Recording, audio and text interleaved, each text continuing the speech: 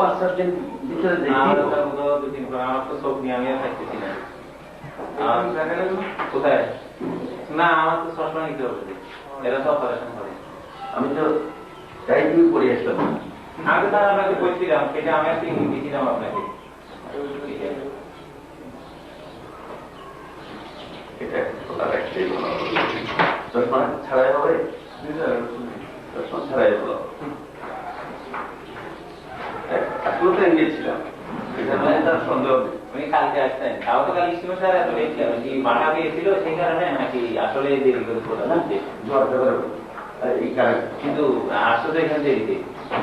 এখানে তো মোটামুটি মোটামুটি 8 ঘন্টা ওখানে ওই পানি নেই, ইঞ্জিন পারে আবার পানি বদলায়, পানি নিষ্কাশন করে পানি বদলায়। স্টার্টের সময় তারা এগুলো চেক করে দেখবে।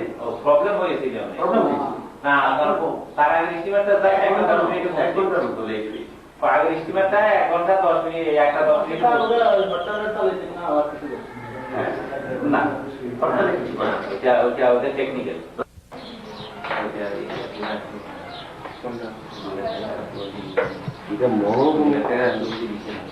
আর না একটা সাদা একটা এটা একদম না সাদা হয়ে গেছে। আচ্ছা, সেটা তো ভিন্ন, সেটা তো হবে আরো 6 মাস পরে। সেটা কি ইমিডিয়েট তো কোনো সম্ভাবনা নেই। বিদেশে ভ্রমণ করতেছে, আমাদের দেশের দেশে ভ্রমণ করতেছে, বাংলাদেশের মধ্যে খরচ করতে হচ্ছে, তাহলে বাংলাদেশের বিয়ে হয়ে যাচ্ছে। বাংলাদেশের আমদানি মানে এখানে বাংলাদেশের আমদানির জন্য বাংলাদেশ বিয়ে করতে হবে। রপ্তানি ব্যবহার বাংলাদেশ আয় করে থাকে, তাই না? আমদানি তাহলে বিদেশে বাংলাদেশের ছাত্র বিদেশে লেখাপড়া করলে বাংলাদেশে খরচ করতে, অর্থাৎ বাংলাদেশের আমদানি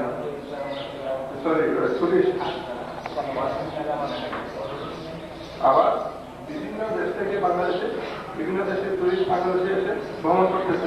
আমরা আধুনিক জগতে সভ্যতার যে পরিস্থিতি সেটা থেকে আমরা বিকৃত হয়ে গেলাম, সেটা থেকে আমরা দূরে চলে গেলাম, সেটা থেকে আমরা বিরোধী হয়ে গেলাম। সেখানে মন মানসিকতা পরিস্থিতি পাইলাম না।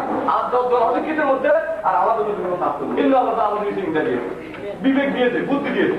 এক বুদ্ধির বলে, চিন্তা করে আমরা পৃথিবীতে সমস্ত বড় বড় জন্তু জানোয়ারকে আমরা বৈশিষ্ট্য করেছি। অথচ আমাদের সামান্য একটা সমাজে এরা কোনো হিংস্র নয়, এরা কোনো দাঁড় নয়, এদের কোনো অস্ত্র নাই। কাজে এরা সাধারণভাবে জিনিসটা বুঝে গেছে। কোন জিনিসটা বুঝবে? যৌতুক কথাটা আমাদের জন্য ভালো না, যৌতুক কথাটা কোনো গ্রহণযোগ্য নয়।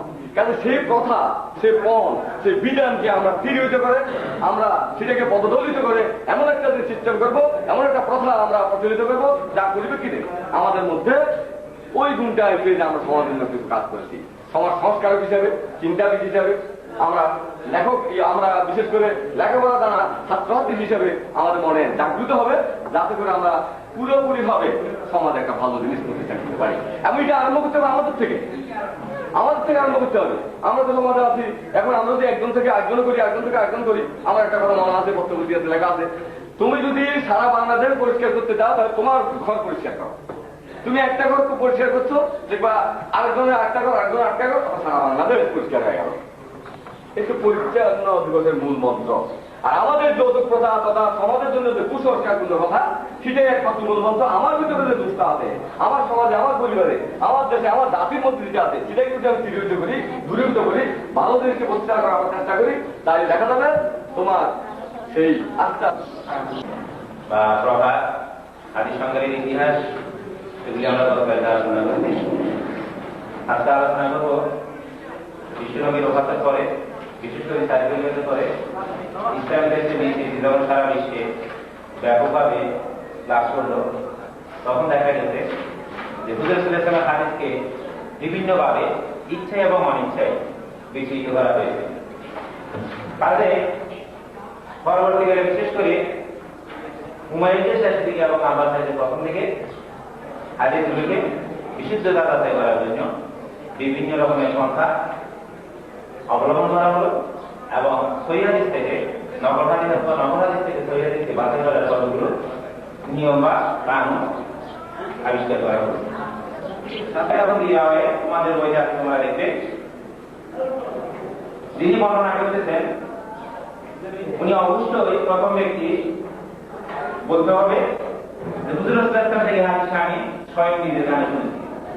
এবং শেষ ব্যক্তি 1-15 যখন যদি একটা হাদিসের বর্ণনাকারী থাকেন প্রথম থেকে শেষ পর্যন্ত ওই যে আমরা যেটা গেলাম আমি এরকম যখন যাবি মিলে যায় একটু জলদি করে মিলে যেতে আমি বাংলাদেশে গেলাম বাংলা কথা বলতে পারি।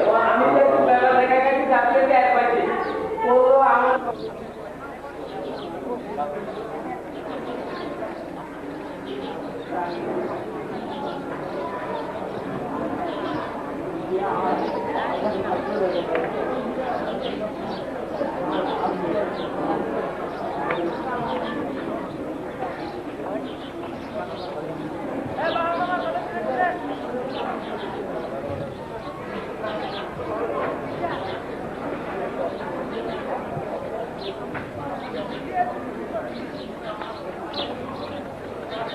তিলাওয়াত কোরআন।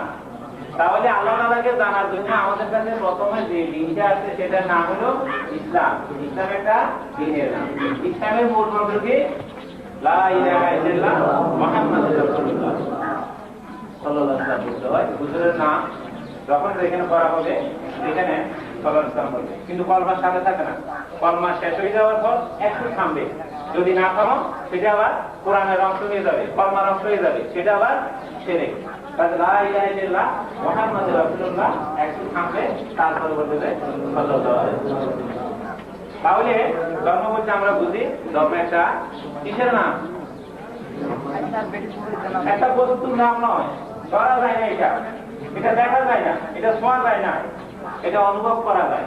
ধর্ম বলতে মুসলমান ধর্ম, হিন্দু ধর্ম, বৌদ্ধ ধর্ম, খ্রিস্টান ধর্ম, ইসলাম ধর্ম, বহু ধর্ম আছে, কিন্তু আমাদের ধর্ম কি? ইসলাম। আল্লাহ তাআলা কোরআনে কি বলছেন? ইন্না দীন ইনদাল্লাহিল ইসলাম, যে আমি একমাত্র ইসলামকে দিন হিসাবে মনোনীত করলাম, তাদের জন্য, তোমাদের জন্য। আরেকটা আয়াতে কি বলছেন? ইয়া আইয়ুহাল্লাযীনা আমানু উদখুলু ফিস-সিলমি কাফফাতা, হে ঈমানদারগণ, মুসলমানদেরকে বলা নাই, যারা ঈমান এনেছো, কি করি? কলমা করি, তোমরা ইসলামের মধ্যে প্রবেশ করো পুরোপুরিভাবে। তাহলে আল্লাহ তাআলা দুইটা কথা বলছেন, ইসলামকে আমি একমাত্র ধর্ম হিসেবে মনোনীত করলাম, এবং তোমরা যারা ঈমান এনেছো, তোমরা কাফির মুশরিকদের কথা বলা নাই, যারা ঈমান এনেছো তোমরা ইসলামের মধ্যে প্রবেশ করো পুরোপুরিভাবে। সালমা কাফফাতা। তাহলে কোরআন শরীফের মধ্যে যে 114টা সূরা বা বড় আকারে 30টা পারা, 114টা সূরার মধ্যে সূরা সবার মধ্যে দেখবে সেখানে বিসমিল্লাহ লেখা নেই। আর বাকি 113টা সূরা পড়ার আগে অবশ্যই তোমাকে বিসমিল্লাহ পড়তে হবে।